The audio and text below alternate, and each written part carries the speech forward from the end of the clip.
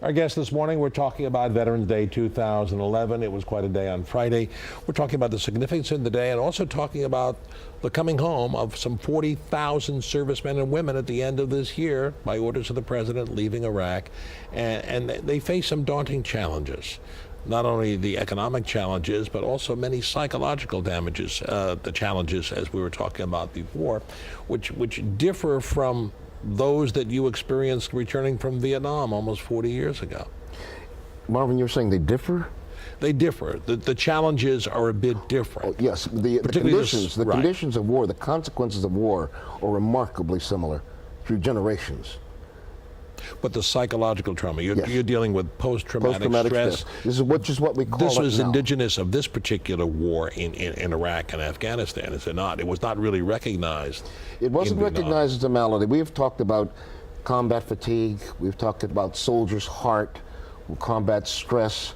But the reality is, if you were involved in up-close and personal combat, you see and do things that are very difficult to let go of. And you and I can be in the same place and see the same thing and react very differently to it. So you don't really know who is going to struggle with that. Many of our soldiers who were involved in the hospitals in graves registration, or as troubled as the veterans coming home. I attended a reunion in September in Chicago, and I got to thank my nurse who took care of me 40 years ago in Vietnam, and the surgeon who brought me back to life. Could you share with us what were the wounds, what were the circumstances of your injuries? I was an Army advisor. I lived in the Mekong Delta with 5 other Americans, and I spoke Vietnamese well, and there were some days I didn't speak English.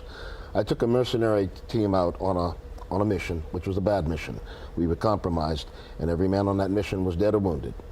I was the only man who could speak English, and I was shot through the throat, and I managed to get us extracted before I passed out. I bled to death. It took a number of months to regain my strength and go through further surgeries, but after about 5 or 6 months, I trained young officers at Fort Belvoir to survive in the jungle, and then I resigned my commission and moved here to New York to study acting. As I said, 10 years later, and that's why we call it post-traumatic. Some people react after a week or a month or a year. It's always there. There's a wonderful woman named Dr. Judith Broder. She received a presidential award several weeks ago for her work. She's a psychiatrist.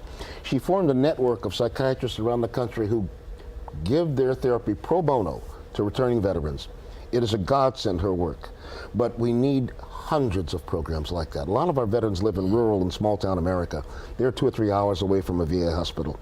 They're not going to get better without help, and that's going to affect their relationships with their wives and their kids and their parents and their friends. And some of that help is coming through the efforts of Tom Murphy in your Edge4Vets program. It's a pilot project at Fordham University. That's part of it. We're dealing with the psychological scars, but we're also dealing with another challenge. It's assimilating back into their society as civilians after being so accustomed to the military routine for such a period of time. Which is an adjustment issue as well. I mean, you have soldiers, and Gary is one, who will go from the desert to a college desk in 30 days, say.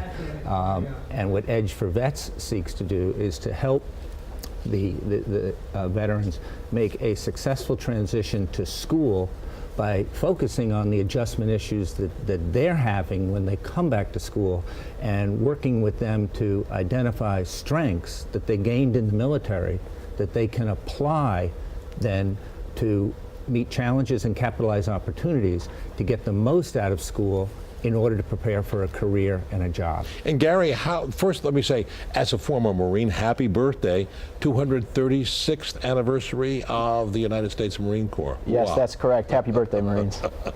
So tell us, how are you being impacted by this program at Fordham? Well, first off, I want to say my situation, it's a little different than yours, Tucker. I have never struggled with PTSD. I was a logistics Marine, so I didn't see too much combat in Iraq. And also I guarded embassies overseas. So Tom's program, it helps military service members identify strengths from the military and use them as a tool to succeed in civilian life, such as school, because it is different, transitioning from the military. It's a completely different situation. Especially when it's only a few weeks time and you're in college taking tests and writing papers. So it can be difficult. And Tom's program is out there to help service members kind of adjust quicker. And can I pick up on that Please. point too? Because Gary's right. We have 20 students in the pilot program for Edge4Vets at Fordham that we're doing this fall as a prelude then to offering it to other schools. But in terms of the adjustment issues that they face in the service, team is everything. When you're in the military, team is everything. You come back into a school environment, and now the individual is everything. You have to get the grade. You're looking at everybody else going for the grades. You're all going for self, and yet they're thinking team. So how do they adjust to that? And what we seek to do with Edge4Vets is to get them to identify strengths they had in the military, skills that they developed off of those strengths, and then apply those skills to develop an action plan to tackle the challenges as they come up.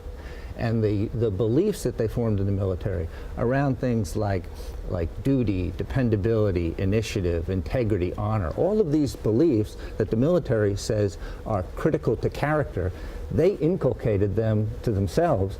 They now have them. But how do they translate that so that they can move forward in civilian life? That's the real issue for us with what we're trying to do. Something certainly that would have been welcomed by the Vietnam veterans so many years ago. We would have been grateful for pretty much anything. Just a good welcome. Yeah. Welcome home. Welcome home means a great deal to us, and we enjoy sharing it. That is our benediction. Welcome home. On that note, we're going to take another break. We'll come back and learn more about the programs to help our returning soldiers from Iraq. We'll be right back.